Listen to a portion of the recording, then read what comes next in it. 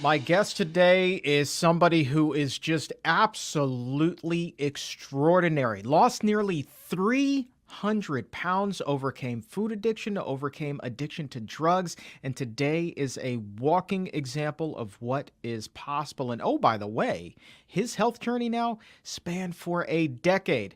Inspiration personified. You know him from Fat Man Rants. This is my friend, Tim Kaufman. Tim, thanks for joining us here on the Exam Room.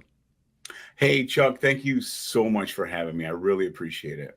I am just tickled that you're here because when you and I were talking as part of your summit, the Thrive Against All Odds summit that you have coming up on October 17th, it really struck me how many similarities the two of us have in terms of our health journey. And it really does, it underscores what I really want to dive into today with you, the fact that food can be as addictive as any substance out there on earth, man. You lived it, you know it. Yeah, and unfortunately, I can compare it to something as addictive as fentanyl. And I think what makes food, even more harmful is because we can get it so easy. It's everywhere, it's accessible, and it's quite accepted. So I think that makes it a tougher challenge. So let's get into this. Something as addictive as fentanyl, that brings us right into your story. How did the seeds of addiction get planted in your life? Yeah, so I'll take you back if you want. I'll go back to kind of my childhood, and at any time if you want to jump in and Oh, I got ask you. questions or whatever, I'm all for it. Bring me back, man. Bring us all back. All right, so I still live in a small town called Alden. It's about 20 miles east of Buffalo here in New York. It's quite a rural place that I grew up. It's not as rural as it used to be, but basically, as I grew up, hunting and fishing were top priority for my family, and eventually my friends as I got older. Farming was a way of life here. So it was very typical for you to go to high school and have to milk cows before school. And then the bus would drop you off and you'd milk cows for the afternoon milking.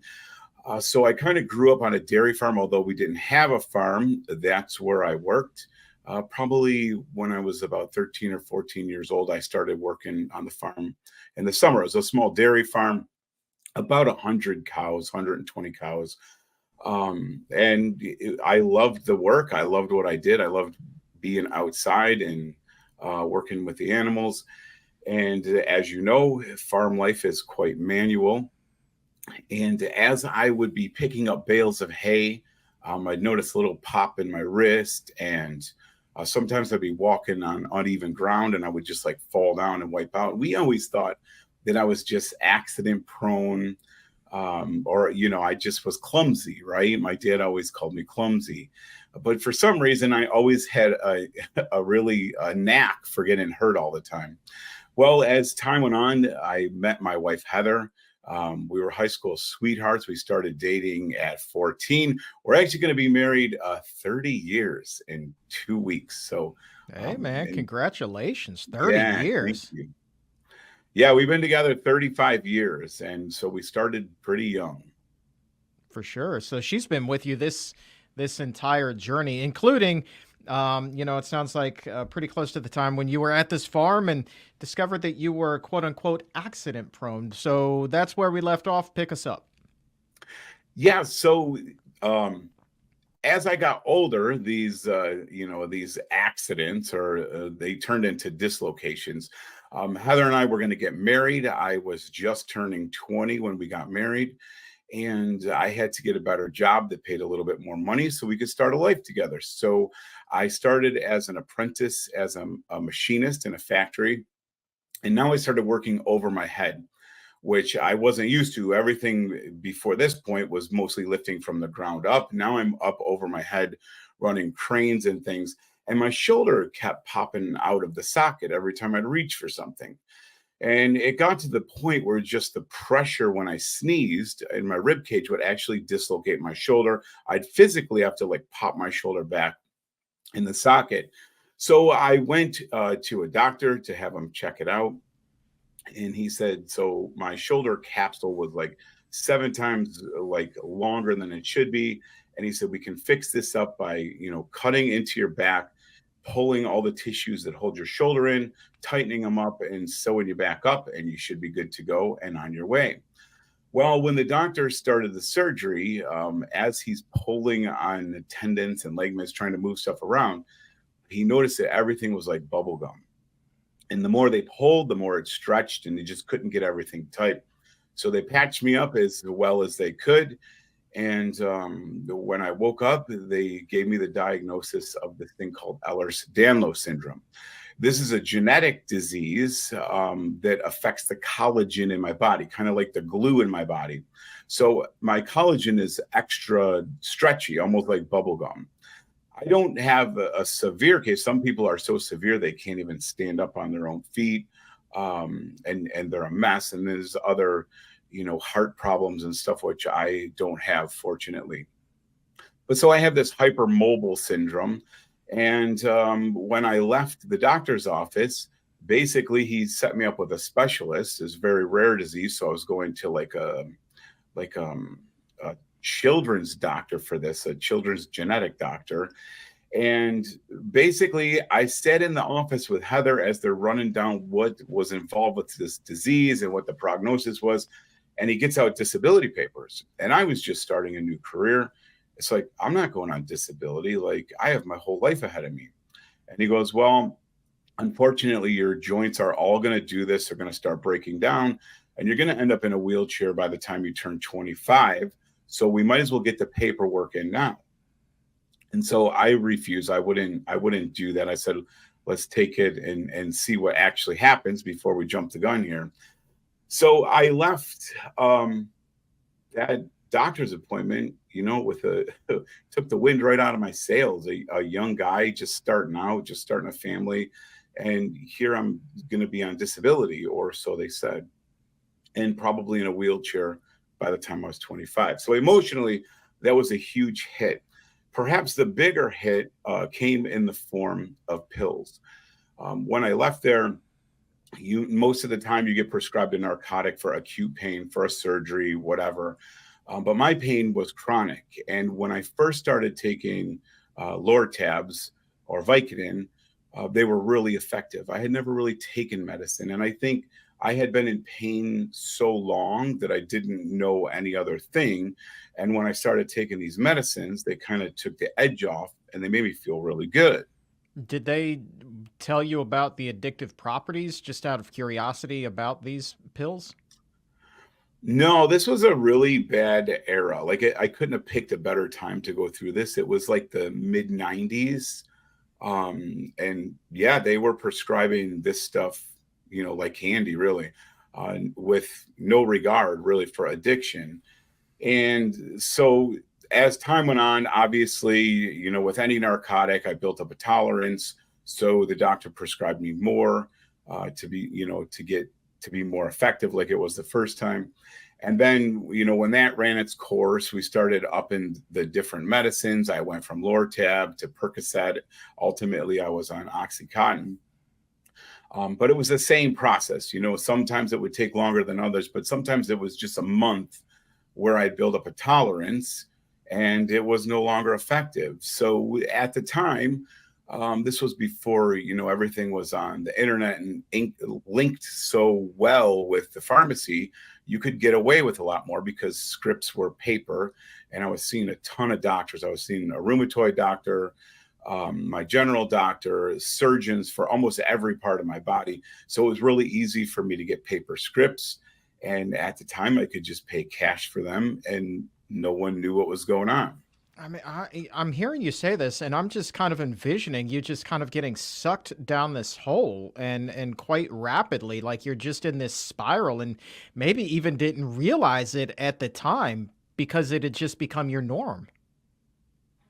Yeah, and I think I certainly, I mean, you could justify why I was taking this for chronic pain. I definitely was in a lot of pain, but at some point, that physical pain switched to an emotional pain. Because before I knew it, I was really addicted, and I was doing stuff that I wasn't proud of. I was, lying to Heather, which I had never done before. I was manipulating people. And I think that emotional pain of having to deal with that guilt and shame, far outweigh the physical pain. And I think what people don't understand about addiction is it starts off, trying to get that buzz or that high to feel good, which eventually leads into, oh man, I'm going to get withdrawals if I don't take it. So I need to feel better. And then ultimately, where you end up is you use just so you're not sick anymore. There's absolutely no fun, no high, no nothing. You just don't want to be sick. And you could say the same thing about food, really. Mm. So when you said you began lying to Heather, Heather is your wife here. What kind of lies were you telling? Were you hiding the medication from her? What was happening there? Yeah, I would always push it off on the doctors. And in fact, one time I remember she came to an appointment with me. She was really concerned. And she's like, he's taking way too much of this. And the doctor's like, well, he's human. He's got a lot of nerve damage. I was getting like bee stings all over my body. And the doctor kind of was like, yeah, he needs to have this stuff. And I walked out of there like, yeah, see, I told you. But I would have Heather, call the pharmacy and say, I would ask her to say, hey, you just spilled these in the toilet, or we're going on vacation. I always had like some kind of trick up my sleeve to get more than I was supposed to. So long story short, this eventually I ran out of options and the medicine wasn't even touching me. I was still in massive amounts of pain. And my doctor said, look, I want to try this drug that will kind of level out the highs and lows. And at the time I had never heard of it. It wasn't, a big deal. No one even knew what fentanyl was, but he said, I want you to try this transdermal patch. And so I took these patches home. I looked at them. They looked really innocent because it's not even a tablet. It's like a sticker. And I'm like, how could you get medicine through your skin like this? But I put that patch on and it almost took me back to the first time I took Lortab. It was that kind of feeling. And I felt like I used to back then. So I don't even have to say this because you know what's going to happen. The same cycle, up in the doses, trying to get prescriptions early. So now I find myself at 38, addicted to fentanyl. While I was on the fentanyl, we never backed off on the pills because those were considered breakthrough drugs. And the idea was to stay ahead of the pain. The time went on with the fentanyl. It was the same thing. I couldn't wait to get my next prescription that wasn't even really effective anymore anyways. And fentanyl is highly addictive, and the withdrawals are, I wouldn't wish them on anyone. They are absolutely awful.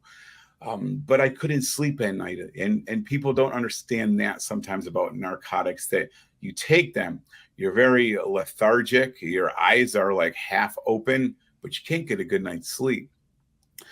So I took matters into my own hands. I grew up in a house. My parents were very straight laced, and I never saw my parents with alcohol or cigarettes. Very rarely did they swear. So I didn't grow up around alcohol, but one day I stopped on the way home from work and I picked up a bottle of vodka, a 1.75 liter of vodka. I came home that night. I tossed a handful of tablets in my mouth before I went to bed. And the first time I drank an entire liter of vodka, just drank it like water. My eyes rolled back in my head. I blacked out. And unfortunately, this would become a new pattern for years to come. Wow.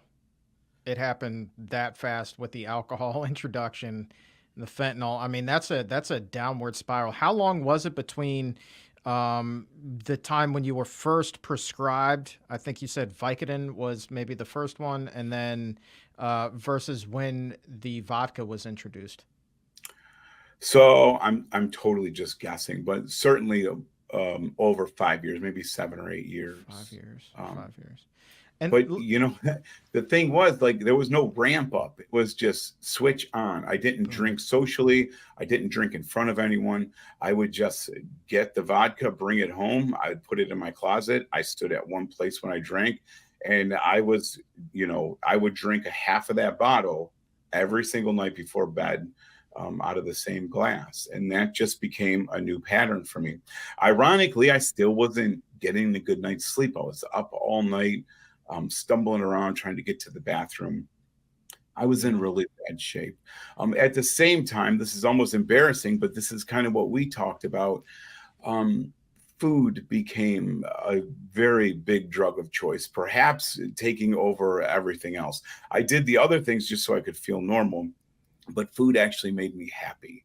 Yeah. And I would go to a fast food place. I would sit in the drive-through. I'd get that same kind of, little butterflies in my stomach, waiting for them to make, my breakfast sandwiches.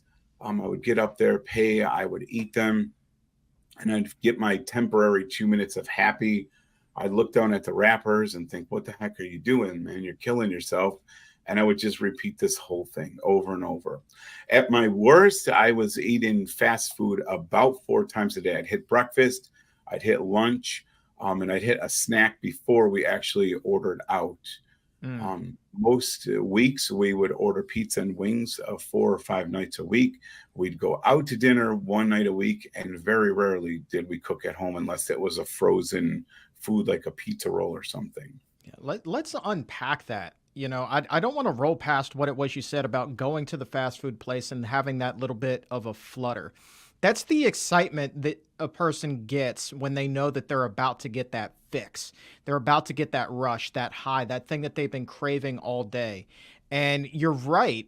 Like, I remember thinking about that every time I would pull into the drive-through at Taco Bell. Every time they were like, "Do you want your normal order?" And I knew, I was like, man, I'm about like 2 minutes away from happiness right now. And I would get pumped up for that. And my day revolved around that. I would literally, Tim, plan my day around my trips to Taco Bell. And to a lesser extent, Boston Market for lunch, 7-Eleven for a big snack on the way home, Papa John's pizza for dinner. My whole day revolved around junk food. And every single time I derived such great joy temporarily from every single bite, man. And it sounds like you were in the same struggle. But as the years rolled by, I mean, just like any good addiction, mine grew and grew and grew. Was it the same way for you? Yeah, and then you'd start seeing the same patterns that happen with the drugs. I would, go get, pick up dinner for us from McDonald's. I'd order two extra, dollar cheeseburgers. They'd be gone, and I would purposely hide the wrapper and the receipt in the garbage can before I came in. So yeah, you start manipulating, start, being dishonest. You were eating before you ate, and yeah, it's all the same things. And I believe you told me that you would go to the drive-through and place an order for yourself before you got home. So basically, eating before you would eat, so to speak, and hide the evidence. But you would actually, weren't you essentially like taking your family's French fries at the same time? Well, yeah, because we had a rule in the house that Dad got the baglers, right? So, and I'd make sure that I gave everyone their food before mine, and you purposely give them a couple extra shakes on the way in the house. But yeah, it's crazy, to look back, and just like the drugs at the time, I couldn't see in it. I couldn't see that was weird. I couldn't see digging through the garbage, finding an old pizza box and swiping pizza. Like, I didn't see that was a thing. It was it's so wild looking back now, though. Yeah, man. Did you ever have a time when, you would hit up something close to the house, you would eat that, and then by the time you get to wherever it is you were going, you were like, let me get a little bit more before I go in there. Did you ever do the double dip like that? You mean at the same place? At the same place, or maybe it was like, I'm going to get a breakfast sandwich from this McDonald's. And oh, by the way, there's another McDonald's right by the office. So let me go ahead and get a second breakfast or whatever before I head inside. Yeah, and you could justify this by saying that, I like the jalapeno poppers from Mighty Taco, and they went great with a double Whopper. So yeah, that's how you could justify in your mind that you were going to two places because they had two different things. So it all made sense at the time to me, you know. And that's another thing that I don't think a lot of people understand is like just how much of a master people who are struggling with addiction, and in this case we're talking just about food addiction, but we are at not just convincing others, but convincing ourselves that this is normal behavior. I too, like you, always had a lie at the ready at Taco Bell. And so I just had a gut feeling, Tim, that one day they were going to call me out and just tell me that I was eating too much. And sure enough, that's exactly what happened one day. It's like, usually it's, hi, Chuck, do you want your usual? And I'd say, yeah. And they'd be like, well, $20 drive through. Well, one particular day, instead of please drive through, it was, you want your usual? Yeah. You eat too much. But I had the lie at the ready. So as soon as I got to the window, like as bad as I felt emotionally because of that, I was like, yeah, well, this isn't all for me. Like, you guys are crazy. I'm picking this up for the boys back at the office, like everybody's got the standing order. Like, you guys are nuts. And so I then went to another Taco Bell forever. But yeah, I mean, just to have that lie at the ready. And it's kind of the same lie that I would tell myself, like, it's okay. It's normal. Don't worry about it. You just like to eat. You're going to be fine, which was a complete and total lie. Complete and total lie. Yeah, in fact, I remember ordering three sandwiches and getting three small fries with it just so the workers would think this is for three different people because it looked weird if I got three sandwiches and one large fry. Yeah, it's crazy what we do, you know? Yeah, that's a good play. I mean, I'm looking back. I was like, yeah, that's pretty clever. That one would work. That would work. The old 420-pound me recognizes that and just wants to give you a high five. But then, the me today is like, yeah, it's just not the brightest thing in the world. I also No. remember going across the street to Subway when I was still working at, get this, radio station Big 100.3 in Washington, D.C. The call letters were WBIG. And they had a Subway. I can't make this up, man. In the Shell station across the street, and I would go in there and I would get a foot long cold cut, and then on top of that, I would get a second sandwich, which began as just a 6-inch tuna, but then over time would become also a second foot long tuna sandwich. And it was just like so much food. But I would go and I would say, well, this is for my colleague. And sometimes I would even have a piece of paper with me, like somebody had Yeah. written down their order. And I would just walk back across the street, literally just across the street, not much exercise, and then go to my office and close the door and eat all 24 inches of that every single day and polish that off with Diet Mountain Dew or baked chips because I thought that that was healthier.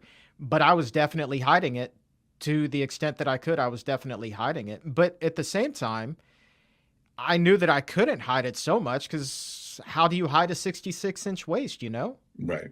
Yeah, Right. it's embarrassing. Yeah, It, and for it, some reason you don't want people to think you overeat.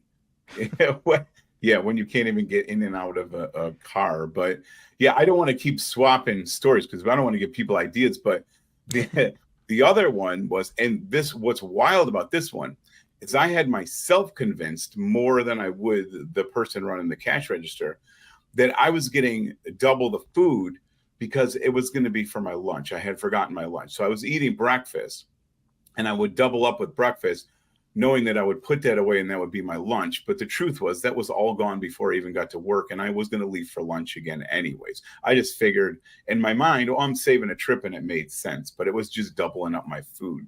So from there, the doctors had all also told me by this time I had switched careers into teaching, so I wasn't using my body for leverage, and it was much easier on my body. But at the same time, the doctors are saying do as little as you possibly can when you sit. Make sure your elbows are supported. Walk as little as you can because you have very limited time left on your joints. In my mid 20s, I was already loaded with arthritis and my joints were falling apart. So the theory was you only have so many miles left. Don't use them all up now. And so I did exactly what they told me to do. So this whole combination of too much food, um, the alcohol, the drugs, and the limited mobility. Obviously, I was spiraling out of control. By the time I was 38, I weighed over 400 pounds. The truth is, we don't know how much over 400 pounds I weigh. When we went back and interviewed my doctor, he said I was well over 400, but his scale didn't weigh over that. So we don't know how much over 400 I got. I wasn't really interested in that anyways. To be honest with you, Chuck, I found a little comfort when that scale topped out, because I'm like, well, he's not going to know how much more I gain now, because it's, it just says XXX across the scale. And so it was a little bit comforting, but at the same time, that thing is hanging over you like, dude, what do you do? And probably the most emotional time I had was getting new school clothes. I can remember just tears streaming down my face. As a 400-pound plus guy, Heather, your options, as you know, are very limited in the big and tall. And basically everyone that's over 300 pounds where you work wears the same shirt, maybe a different color or two. But I remember Heather flipping pants over the dressing room for me as I'm out of breath, sweated wet from trying clothes on. And I remember looking, 50, nope, 50 won't work. Go to 52s. And like, I remember just standing there crying, like every school year, it's like, I'm going up and up and up. And like, I didn't know how to stop it. What So was your biggest waist size? Do you remember? So 52, yeah, 52. But man, you better back off and wear safety glasses, because they weren't staying together long. I got really creative with stuffing pillows under shirts and putting them over the kitchen chair to kind of give them extra room, and I could get away with an X or two smaller than I really needed just by ultra stretching. But when you stretch them out, they get shorter. So oh yeah, man. Oh yeah. How tall are you? I'm 5'10". 5'10". Okay, so that's Yeah. pretty good. Yeah, man. It's not a competition. I maxed out at 66, and I just remember having panic attacks of getting too big for even the big and tall catalogs. Right, 66 is about as big as they get in the store, and maybe they have one pair of those.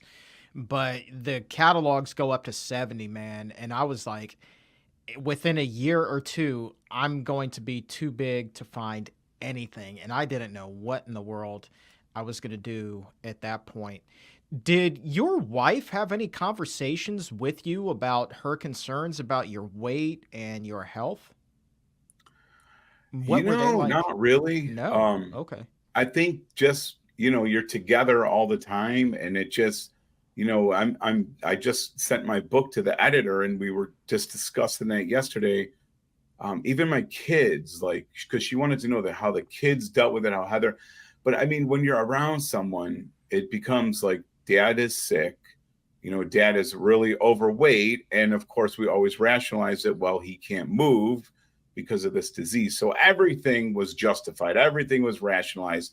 And it all made sense in my head that these were the cards I was dealt. And I was playing them to the best of my ability. I just got a crappy hand of cards. And that's what I chalked it up to. So I'm going to go real quick. So by the time I was 38, my weight was out of control. But more than that, my kidneys were shutting down. I know there was a couple of days that would go by and I couldn't pee. Like, I wanted to pee, I just couldn't pee. And I had done enough research to know I was just abusing my body so much with the drugs and alcohol that my kidneys literally shut down. They just couldn't handle it. My heart was pounding so hard, I would lay the remote for the TV on my chest, and it would actually jump off my chest, and you could see air under it. I had got to the point where I couldn't put my socks and shoes on anymore. I had a lot of trouble just getting out to my pickup truck, much less getting in it. I couldn't get up a flight of stairs without thinking I was going to have a heart attack. So during all this stuff, life as an addict is always focused on yourself, very selfish. But Heather's mom had gotten kind of a cold flu kind of thing, and she just didn't seem like she was getting better. So we convinced her to go to the doctor and at least get a checkup to put everyone's mind at ease. So she went, they did some blood work, and this is where life takes a huge turn for all of us. Heather's mom was diagnosed with leukemia. And Heather's mom was like a second mom to me. I mean, we were together so young that, I spent just as much time with her mom, maybe more than my own mom. And this was a huge blow to us. And we have a huge cancer research hospital. I feel like a switch just turned on, and we're at Roswell Cancer Park, figuring out who's going to take care of the kids and who's going to stay overnight with mom. And so it put our world into a tailspin. But the one thing that it did for me, we always talk about food, and food saved my life, but I would have never been open to any change in any diet if it wouldn't have been for going to that cancer hospital. I remember one particular time I walked up to I called her Bobby. I walked up to Bobby's room, and she had just was waiting for a transfusion the next morning. She was so tired, so wiped out. We didn't know it at the time, but she didn't have much longer to live. And she opened her eyes really slowly, and she said, "How's your knee?" And it just hit me that day that my whole life I had complained about what was wrong. My knees hurt, my ankles hurt, my shoulder hurts. And here this woman is laying in a bed, waiting for a transfusion, hoping that someone donates platelets so she can get them by the end of the week. And she's wondering how my knee was. And I walked out of that hospital thinking to myself, man, my knee hurts, but there's so many people that would do anything to walk into my body and leave this hospital. And there are thousands of people in those rooms. Some of them aren't going to come home. And some of them, if they come home, they're not going to have a leg to complain about. And here I am, so consumed with everything that was wrong, everything I wanted. I had never stopped to take a minute to think of how much I still had and how much I should be grateful for. So I think the first domino that tipped for me was finding gratitude. And I needed that shift in perspective. And so Heather's mom was doing battle with cancer. We're trying to keep all the plates spinning with that, and the kids in soccer and softball. And then my father, we thought he had pneumonia. He went in to get a chest x-ray, and he was diagnosed with stage 4 kidney cancer that had metastasized to his whole body, and his lungs were just loaded. My dad was my best friend in the whole world. We did everything together. We hunted together. We fished together. We built stuff together. We fixed stuff together. He was my best buddy in the whole world. And the doctors gave him 6 months to live. Dad didn't make it 6 months. He made it 6 weeks to the day, and he lost his battle with cancer. And shortly after that, Heather's mom lost her battle with leukemia that would turn into lymphoma, and ultimately a brain tumor would take her life. So to say our world was flipped upside down is quite an understatement.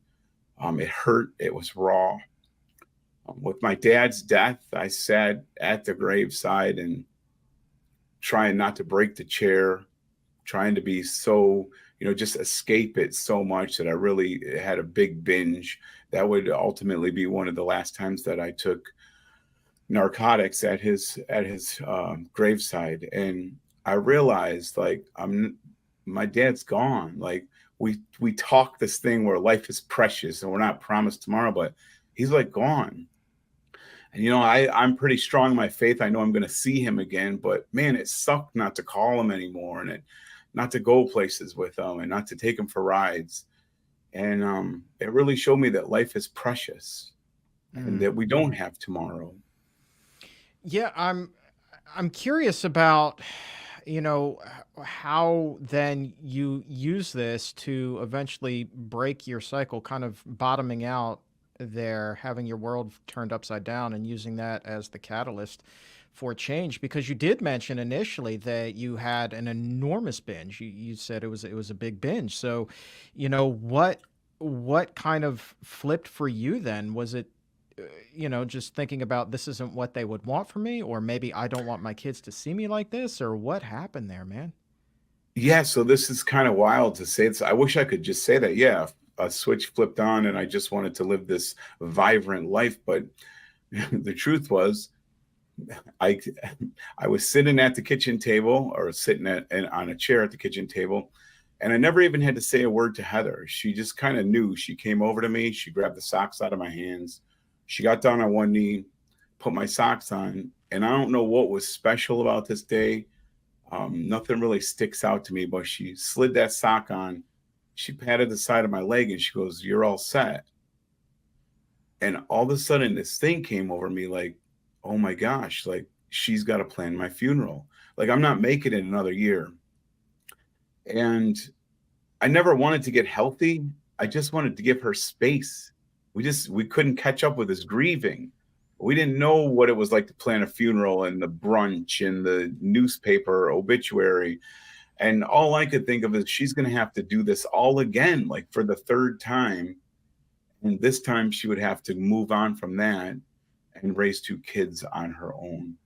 And the thought of that just, I mean, it sends chills down my neck now. So I had to do something just to space out funerals. I couldn't die yet. So I did what every smart person does. They go on YouTube and they find really good medical advice from some random influencer. And I found this guy that had got bariatric surgery, and he shot a video, and the guy was just as big as I was, over 400 pounds. And a year later after surgery, he's running a marathon. And it was so inspiring and so motivational to me. I'm like, this is it. This is what I have to do. So this was in the phone book era. I opened the yellow pages. I found a place that does the surgeries. I went down. I had to go for a couple like meetings, like group meetings, fill out a bunch of paperwork. I had everything in a big envelope, and all I had left to do was go to my doctor and have him sign the papers for it. And when I got in there that day, the nurse took my blood pressure, and it was 255 over 115. And I was on two different blood pressure medicines. I was on a beta blocker and a calcium channel blocker. And my blood pressure was out of control. Of course, I always chalked it up to pain. You know, I was in pain. That's why this was happening. On top of that, my heart rate was over 125. He thought I was going to stroke out right there. He was getting ready to call 911. And of course, I start manipulating, like, well, why don't we just wait? He goes, okay, lay down on this exam table. I'll go see a few patients, come back, see if we can get your numbers down. So the numbers came down eventually. And he just sat me down. He said, look, you're too sick for surgery. Your heart's not going to make it. And even if it does, he's like, I don't know what you're going to do for the narcotics. Like, you're on so much stuff. I don't even know if the anesthesia is going to work for you. So he denied me the surgery. And again, it was almost like a replay of the scale. I walked out of there, like I was frustrated. I felt hopeless. But at the same time, it's like, hey, I did what I had to do. Like, I tried, like, can't hold it against me. It's his fault, not mine. But I went to bed that night and I couldn't stop thinking about my mother-in-law. You know, my mother-in-law just loved life. She just loved life. And, you know, out of respect for her, you know, she fought so hard just to live one more day. The doctors even asked her towards the end of her life, they're like, what are you hanging on for? And she just wanted one more day with her family. And, you know, out of respect for that, I said, I got to try something. So I started doing Atkins. I went on, I guess you'd call it keto now. And I did lose weight. The other thing that I did is I tried to start moving, and my exercise looks a little different then than it does now. But my exercise, for some reason, I grabbed this journal that I had laying around. I definitely wasn't a writer, definitely not into diaries, but I just wrote down from a song I had heard. I just put, this is the first day of the rest of your life. I put the date down. I put my weight down, and I just jotted down what I ate for the day. And then I had a goal to get out of my office chair twice instead of once. So basically, every time I got up out of my chair, I'd sit down and get up again. And I think that came from me breaking the chair. Like a week earlier, I pushed up so hard on the handles that I folded the handles out. And one of my colleagues said, that chair was old anyways. And he gave me a new chair. And it really bugged me. But I figured if I could get up out of the chair once, then I could do it twice. And because of the, I did the low carb thing. I did everything wrong, but the cool thing was I at least connected what I was eating to my health. It was doing something to my body. So I did lose some weight doing that. When you're over 400 pounds, a change in anything will help you lose weight. But I still was on over 20 prescriptions a month. And I sat down one night in front of Netflix, like I did almost every night. And I saw this title called Fat, Sick, and Nearly Dead. No clue what it was about. I just knew it described me. And I'm like, let's give it a watch. And the film is about this guy, Joe Cross, who comes over from Australia. He spends 60 days consuming nothing but fruit and vegetable juice out of his juicer. Super inspiring, gets rid of a whole bunch of medical issues. It loses a bunch of weight. And along the way, he inspires other people to do it. Again, especially at this point, my meal consisted of meat, cheese, and if I was really being healthy, I'd have pork rinds and ranch dressing, light ranch dressing. And so I tell people this is kind of weird, but if Joe Cross would have been putting dog turds in that machine, I would have done it because I didn't care what he was doing.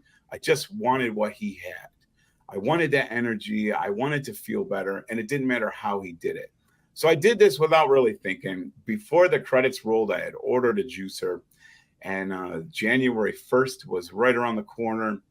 So I decided to go on a 30-day juice fast. Of course, no ramp up, probably binged really hard the day before. The last piece of meat that I've ever eaten was about 10 and a half years ago at 11:59. I had some raw fish, pickled herring. That was the last meat animal product that I've ever eaten. And at 12 o'clock, I went on my juice fast. And the first 3 days were absolute hell. I had no clue what I was doing. I came home with this little bag of produce. When I juiced it, a couple spoonfuls of juice came out. I'm like, we got to fix this. So we really learned how to start finding produce and that they do sell this stuff in the stores. We learned about farmers markets and, here's this big guy waving kale across the store, yelling at Heather, kale's on sale. I don't know what people thought, but I got excited about produce. And by the fourth day, my hunger kind of subsided. And the fifth day, I've told the story hundreds of times. I still get choked up on this one. The fifth day, I woke up in the morning and I was in the same exact position that I had fallen asleep in the night before. And that's all I ever wanted. I just wanted to be able to sleep through the night. And 5 days is all it took. And I got a good night's sleep. And day 6 came along and I started, forgetting to take medicine. My skin started clearing up. I was covered in acne and that was all leaving, and the crusty eyes were going away and I was breathing better, and the things were great. And I started obviously losing weight, but at the same time we're getting really good at this juice thing. I'm realizing I can't do this the rest of my life. I got to figure something else out.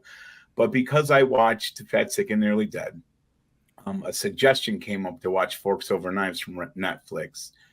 And I tell people that Forks Over Knives didn't just save my life, but it gave me a completely new one. And I just learned that I could eat everything I was juicing, and I could throw some whole grains and some legumes in there and some nuts and seeds. And that's all I really needed. And, since then, it's been a learning journey. I did a lot of stuff wrong. That's a lot of tweaking. And I'm still kind of stumbling through this. But, the food we eat, we don't give it enough credit. We are what we eat. We say that we know broccoli is more healthy than bacon, but I don't think we really believe it until we experience, the healing that comes from food. No question about it. And you're going through this profound transformation. I'm curious, what is Heather saying at this point? What's it like through her eyes? Well, so for Heather, I think in the beginning, because I wasn't sold either. Like, okay, I'm going to do this thing for 30 days. I'm kind of an all in, all out kind of person.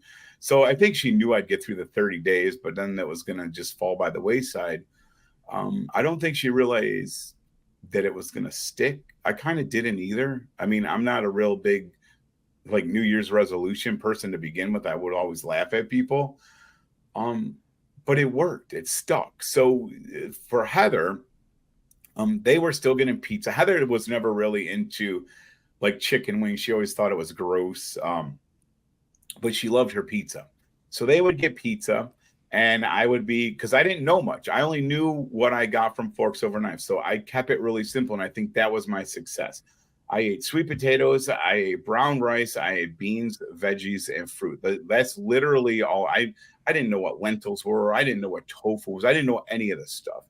I didn't, fortunately, I didn't know that there was processed, quote unquote plant-based food. So I just kept it really simple, and I just kept repeating it. And so I would pull my baked sweet potatoes out of the oven, and all of a sudden they're starting to swipe them off my baking tray. So I would make some more.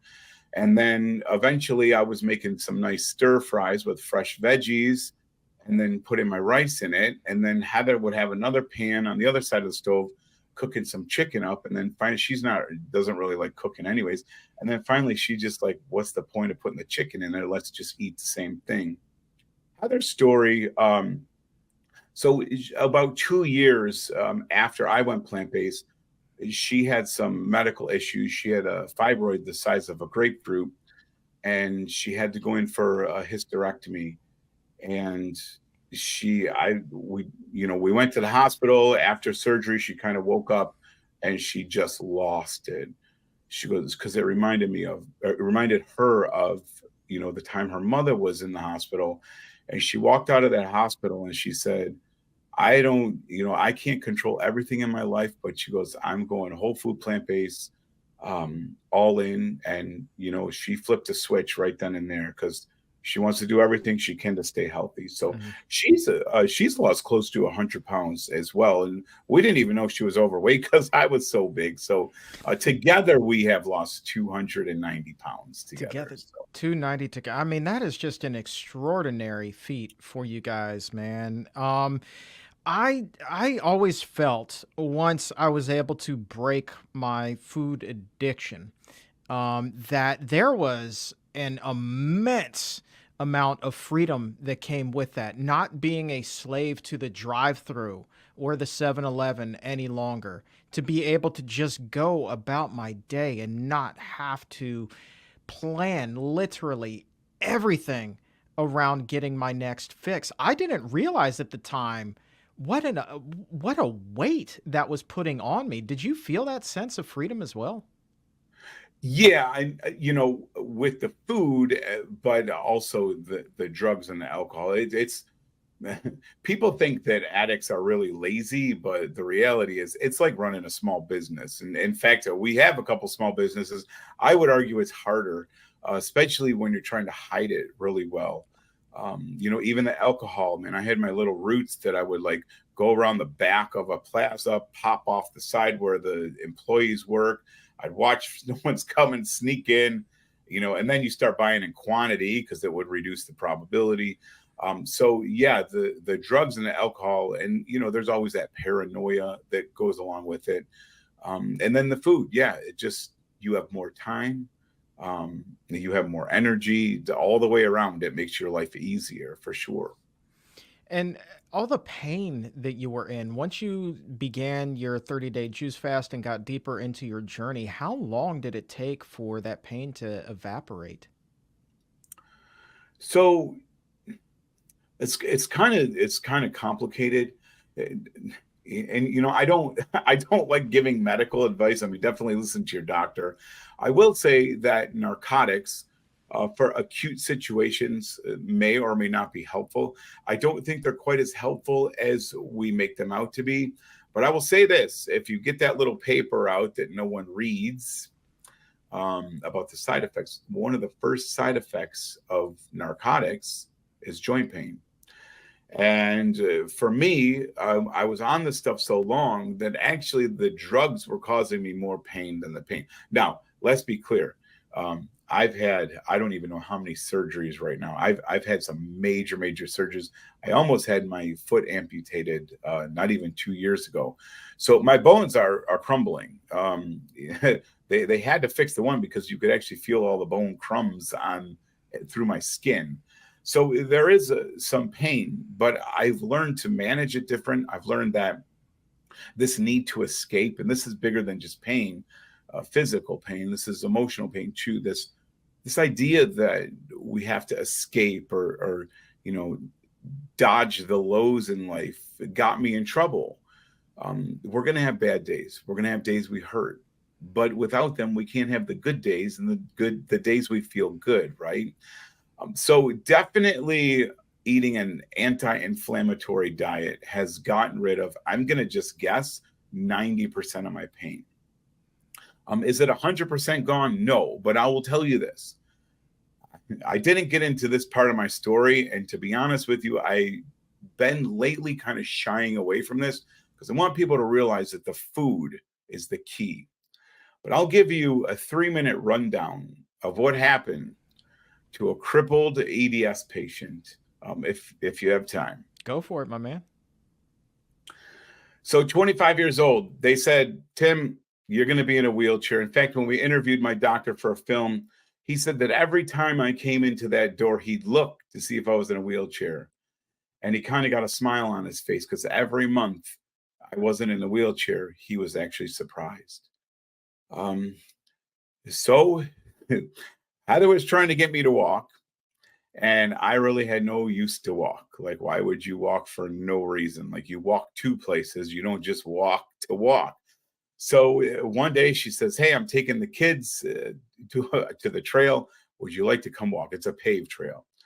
And I, made some stupid excuse, and they were almost out the door. And I said, hey, hold up a minute. I'm going to come with you. So the goal was they shortened their walk up, and we were going to go 3/4 of a mile to turn around, come back to the car. And I didn't make it to the 3/4 mile turnaround. And I have a picture. My kids took a picture of this, and I looked miserable. And I'm sitting on a rock, and I'm in severe pain. My knees hurt so bad. I was miserable. At this point, I was in these things called immobilizers. So they actually locked my knees straight. So it was like walking on stilts. I came home that day. I pulled my immobilizers out. I packed my legs in ice, and I started feeling sorry for myself. But I love a challenge. And I said, dang, that trail got the best of me. And I said, I'm going to go get that. I'm going to go get that walk. So a couple days later, I went back and I walked to that rock. I turned around and I walked back. And I felt so proud of myself. I walked 1.5 miles, and I dodged everything I could to move. And that walk would turn into weekend walks with Heather and the kids. And those walks turned into hikes, which they told me to stay on level ground. But I got some really good hiking boots, and I started enjoying the outdoors again. But this time, instead of hunting, I was hiking. And 1 mile turned into 2, and 2 turned into 5. And before I knew it, I was hiking sometimes 10 miles on a weekend. And another one of those dominoes that tipped for me, my cousin came over, and he showed me a picture. And this is about 10 years ago, actually, maybe nine years ago. He showed me a picture of the summit of an Adirondack mountain. And I said, oh my gosh, that's beautiful. And he goes, yeah, but you know what? The picture doesn't do it justice. You got to see it with your own eyes. And I said, okay, I'm going to go see it with my own eyes. So I went to the doctor. I told him I'd be climbing a mountain. And instead of laughing at me or telling me I'm crazy, he goes, okay, we'll get you set up with better braces. So they casted my legs at a prosthetic place. They sent them off to California. They built me these really fancy carbon fiber titanium braces, taught me how to walk in them. And I started going to a high school after work, and I just started walking upstairs. And, I could only do 10 or 15 stairs. Turned into 20, then 30, then 50, then hundreds. And before I knew it, I was just timing myself for hours, just walking up and down stairs, getting ready to go climb this mountain.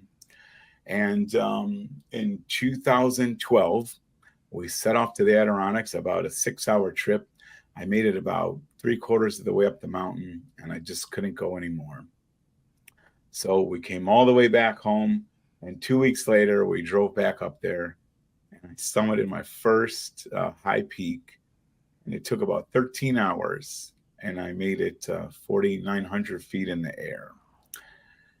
Wow. And as I stood there in my braces had cut the backs of my legs pretty deep, and I couldn't believe, I'm standing what I thought was on top of the world, seeing a sight that very few people see, and I was supposed to be in a stinking wheelchair.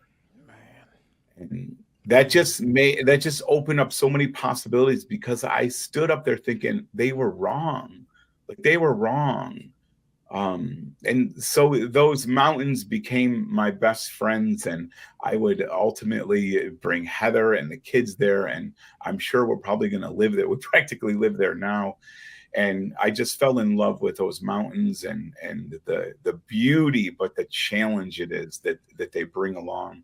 From there, I was hiking pretty fast by now. Yeah. I had shed my braces. I was getting strong. I started lifting weights, which helped my joints substantially.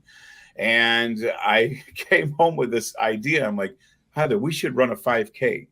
And she goes, that's like longer than a marathon. We don't run. And I'm like, we should at least try. So she said, all right. And we have this little block that we ran on, and we worked our butts off. And to this day, my favorite finish line that I've ever crossed was our first 5K together. We got so emotional that people thought we got bad news out on the course. And, from there, I kind of gave her a nudge on the way back home. And I said, how about a 10K? She goes, are you crazy? I almost threw up. Like, I am not doing a 10K. 2 months later, we ran our first 10K together to benefit the cancer hospital that her mom was in. And on the way home from there, I gave her another nudge, and I'm like, how about a half marathon? She's like, you're nuts. I'm out. Funny thing is, on my dresser, I had my handicap parking pass. And I had hung on to that thing because that was like my security blanket. That's, I always had a place to park with that thing, and I didn't have to worry about walking too far. But obviously, I didn't need it anymore, so I just left it on my dresser. And it was about to expire in September, which happens to be the same month as one of our big races around Niagara Falls, the Mighty Niagara. And I'm like, how cool would it be to park legally in a handicap spot while I run my first half marathon? I knew it would be really hard, so I took that handicap pass. I taped a picture of Heather's mom and my dad and my family on the pass. I punched a hole in it, and I wore it around my waist for my first half marathon. And, from there, I've done marathons, and that stuff is all cool. But yeah, man. But probably like the stuff that I feel matters most are the things that maybe, don't get the medals and don't get the big stories. I remember for our anniversary, I wanted to take Heather to New Hampshire. And I just kind of mentioned, man, it would be super cool to climb Mount Washington. That's the highest peak on the East Coast. And she goes, well, let's do it. I'm like, serious? So what's cool, I told you how she used to put my socks and shoes on me.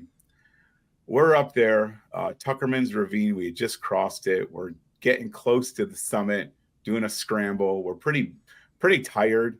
We sat down to eat an apple, and I got to return the favor for Heather for putting my socks on all those years. She was struggling with her backpack, and I got to help her with her backpack. But we were 6,700 feet in the air. And that's the kind of stuff that's cool. I know that the trail, the next time me and the kids got together on a trail, they were actually my pacers for a 50-mile ultra run. And we all worked together to get me to the finish line. And that stuff was cool. And the idea of, my metabolic numbers, I'm off. I think insurance companies spent almost $20,000 just on pharmaceuticals in 2009. In 2015 and 16, when I got my medical stuff released, they had spent $120 combined for vitamin B. So I was off all my meds. All those doctor visits were gone. All that stuff was gone, and I got my life back. Bro, you got a whole new life. You didn't just get it back. You got a whole new life. You are inspiration, my friend. Like, you have given me chills. Ordinarily, um, with these interviews, to give you a little peek behind the curtain, I keep them a little bit more conversational, man. But I'm just sitting here enthralled by your story and everything that you have gone through. And I know that one of the things also that you love in life, Tim, also is to help other people experience the same reason why I do the show. It's the same reason why you've opened the Flourish Cafe in Lancaster, New York, where you are. We've got a link to that in the episode notes, but also why you're doing the Thrive Against All Odds Summit coming up beginning on October 17th. Don't have a whole lot of time remaining here today, man, but tell us about this summit and, the amazing speakers, the inspiration, and, who's the prime candidate for the summit? Is it guys like you and I used to be?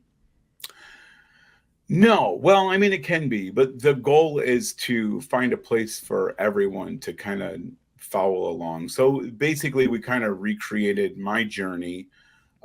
So, and then kind of take people through, day one is how did we end up here? I know you probably get this feeling too. I feel like, you know, over time, our health and wellness kinds of erodes, and we wake up one day and it's like, wait, what happened? How did I get here? So, day one, we talk about how we got here. Day two, why is it so hard to get out of here? We'll talk about pleasure trap and stuff. Day three, we come up with a game plan and a plan of action. Day four, we figure out what we need to stop doing. Day five is what we need to start doing.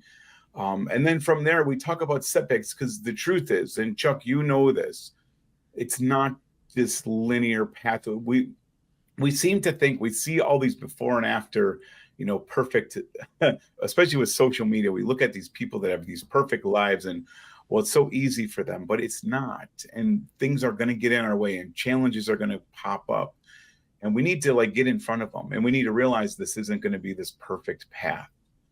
I still struggle. I'm just being real. I still struggle. Yep, I'm not addicted to Whoppers anymore, but man, you bring a bag of cashews near me and it's game on. So I say I'm still definitely a food addict. I'm just addicted to better stuff that's more calorie dense. And so it's not this picture perfect journey that we're on. There's ups and downs and highs and lows, and we got to take them all.